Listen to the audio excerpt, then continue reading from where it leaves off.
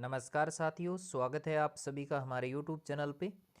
तो देखिएगा, आरबीएससी की ओर से जो है राजस्थान माध्यमिक शिक्षा बोर्ड जो है उसकी तरफ से जो है वो जो सिलेबस है अपना उसके अकॉर्डिंग यहाँ पे मॉडल पेपर वगैरह जारी किए गए हैं।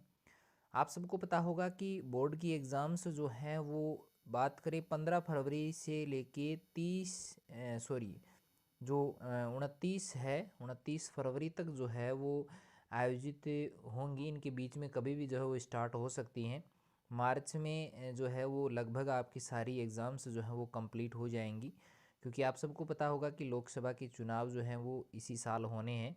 अप्रैल माह में वो चुनाव होने हैं, तो आपकी एग्ज़ाम जो है वो पहले जो है वो यहाँ पे होगी, यानी टाइम से पहले जो है वो इस बार जो है वो 15-20 दिन पहले जो है वो यहाँ पे एग्ज़ाम होने वाली है।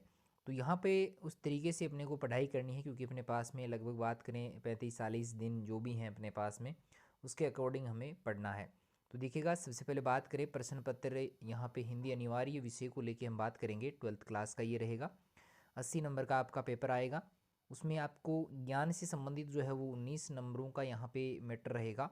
अवबोध से संबंधित 23 नंबर रहेंगे। ज्ञानोपयोग से संबंधित 22, कौशल से संबंधित 16।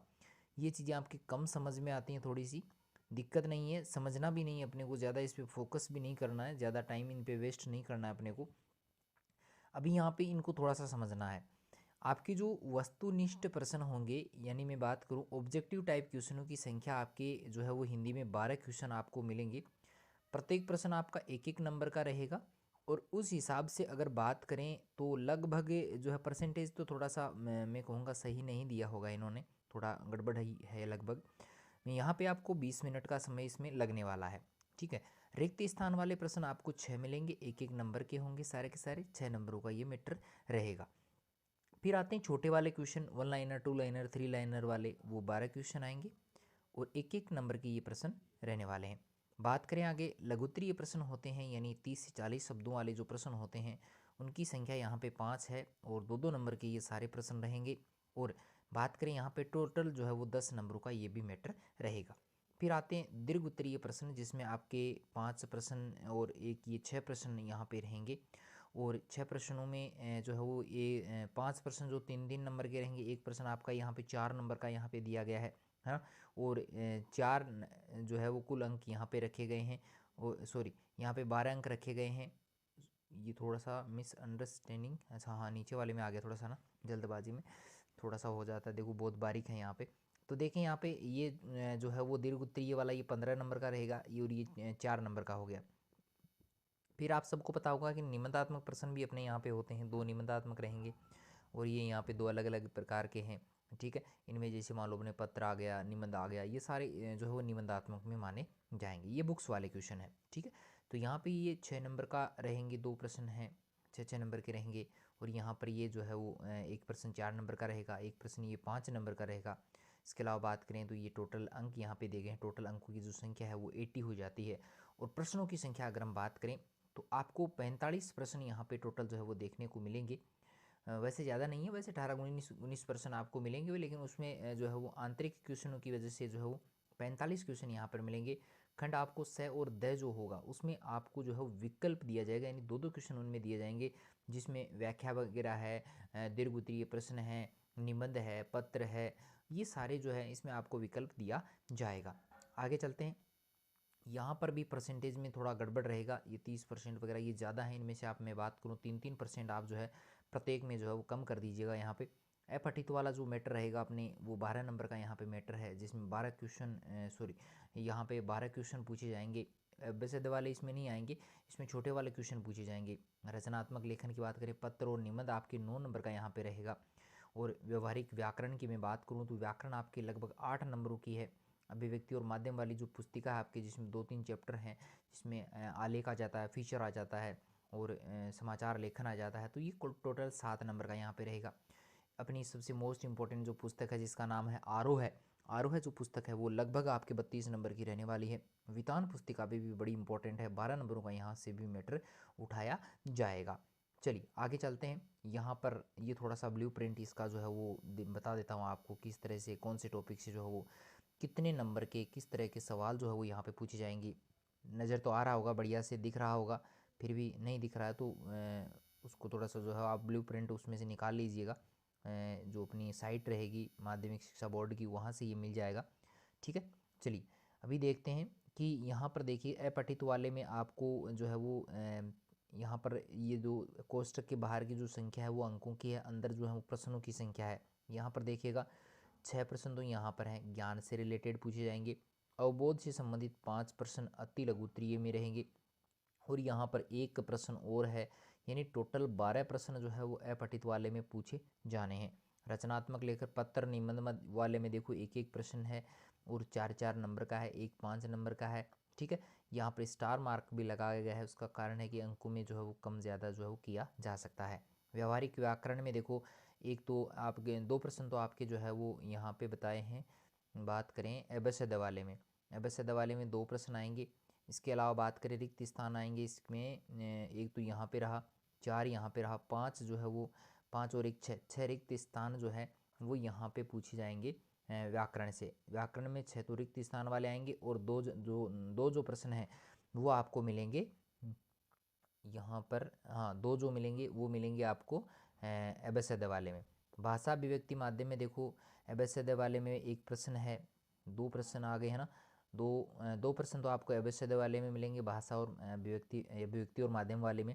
और यहाँ पर लघुत्तरी छोटा वाला क्वेश्चन भी जो है वो एक मिलेगा 2 नंबर वाला, और एक बड़ा प्रश्न यहाँ पर देखने को मिल सकता है। आरोह पुस्तिका जो रहेगी इसमें आपको एबेसड वाले क्वेश्चनों की जो संख्या दी गई है वो मैं बता देता हूँ। 3 तो यहाँ पर है, 3 और फिर आगे चलें तो 3 और 3 6 प्रश्न, 6 के अलावा यहाँ पे आगे तो नहीं है, 6 प्रश्न जो है वो आपको एबेसड वाले मिलेंगे आरोह पुस्तिका से। इसके अलावा बात करें यहाँ पर खालिस्तान में भी है क्या, खालिस्तान में नहीं है, खालिस्तान में नहीं है, खालिस्तान में कोई भी क्वेश्चन जो है यहाँ पे नहीं पूछा जाएगा।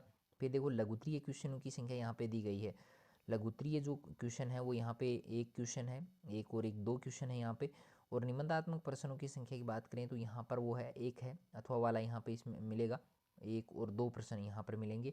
और यहाँ पर देखिएगा 2 प्रश्न जो है वो यहाँ पे 4-4 नंबर के जो है व्याख्या वाले भी यहाँ पर देखने को मिलेंगे। वितान पुस्तिका है तो यहाँ पर 2 प्रश्न तो जो है वो यहाँ पर एबेसड वाले मिलने वाले हैं, एक प्रश्न यहाँ पे छोटा मिलेगा और एक प्रश्न यहाँ पर बड़ा भी मिल रहा है। और यहाँ पर लघुत्तरीय प्रश्नों की संख्या एक और बढ़ा दो, दीर्घोत्तरीय प्रश्न 2 आएंगे, 3-3 नंबर के ये क्वेश्चन होंगे। और यहाँ पर बात करें दो क्वेश्चन जो है वो लघुत्तरीय भी आएंगे, जो 2-2 नंबर के रहने वाले हैं। चलिए पूरा समझ में आया होगा। बात करें यहाँ पे तो यहाँ पर टोटल जो है अपने 45 क्वेश्चन है, 80 नंबर का ये मैटर रहेगा। फिर भी समस्या हो कमेंट जरूर कर दीजिएगा। चलिए अभी हम बात करते हैं, देखो ब्लूप्रिंट में हमने बात की है अभी वैसा ही ब्लूप्रिंट आया है या नहीं आया है। 3.25 घंटे का आपको यहाँ पे टाइम मिलने वाला है, और 80 नंबर का ये मैटर रहेगा। सबसे पहले आपको अपने रोल नंबर वहाँ पे लिखने हैं, उसके बाद में सारे प्रश्न करने ज़रूरी हैं भाई, है ना, छोड़ के नहीं आना है। और उत्तर पुस्तिका में इनके जवाब देने एबेसड वाले, ऐसे नहीं कि कहीं पे भी लिख लो ना, उसका तरीका आपको आगे बता दिया जाएगा। आंतरिक खंड की बात करें, जैसे मान लो ए खंड है उसमें 4 क्वेश्चन है, एक प्रश्न है उसमें 4 प्रश्न है, तो उस एक वाले के चारों जो क्वेश्चन है वो आपको साथ में करने हैं, ये यहाँ पे लिखा गया है। और इसके अलावा बात करें प्रश्न का उत्तर का जो अंक हैं वो आपको जो है वो उसके सामने लिखे हुए मिलेंगे, और उत्तर लिखने के पूर्व उसका जो प्रश्न का जो क्रमांक है वो आपको अवश्य लिखना है, वरना गड़बड़ हो जाती है। चलिए बात करें यहाँ पे, पूरा मैं हल नहीं करवाऊँगा, हल मैं अगले वीडियो में कराऊँगा, ये मोटा मोटा बताऊँगा आपको कि यहाँ पर देखिएगा ये जो अपने प्रश्न है कि आप जो है कहाँ कहाँ से प्रश्न आए हैं। यहाँ पर देखिएगा ये बहुचयनात्मक एबेसड वाले प्रश्न हैं, इसमें 1 2 3 प्रश्न जो है वो यहाँ पे पद्य खंड से आए हैं आरोह पुस्तिका से, और 3 ही प्रश्न जो है वो यहाँ पर गद्य खंड से भी आए हैं, तो 6 प्रश्न हो गए। इसके अलावा यहाँ पर व्याकरण से जो खो 1 2 प्रश्न यहाँ पर व्याकरण से आए हैं, और यहाँ पर बात करें 2 प्रश्न ही जो है वो यहाँ पर आए हैं जो अपनी अभिव्यक्ति और माध्यम वाली पुस्तिका है उससे आए हैं। और इसके अलावा 2 प्रश्न यहाँ पर जो है वो अपनी वितान पुस्तिका में से आए हैं लास्ट वाले। ठीक है, चलिए दूसरी बात करें एबेसड वाले में, सॉरी रिक्त स्थान में, तो रिक्त स्थान में देखिएगा पहला प्रश्न जो है वो अपने व्याकरण से आया है, और दूसरा प्रश्न भाषा अभिव्यक्ति वाली पुस्तक से आया है, और यहाँ पर तीसरा प्रश्न व्याकरण से आया है। चौथा प्रश्न की मैं बात करूँ तो ये भी देखो व्याकरण से है, पाँचवां भी व्याकरण से है, और छठा भी जो है वो यहाँ पर भी व्याकरण से लिया गया है। टोटल लगभग सारे क्वेश्चन व्याकरण से ही हैं, एक भाषा और अभिव्यक्ति वाले में से आया है।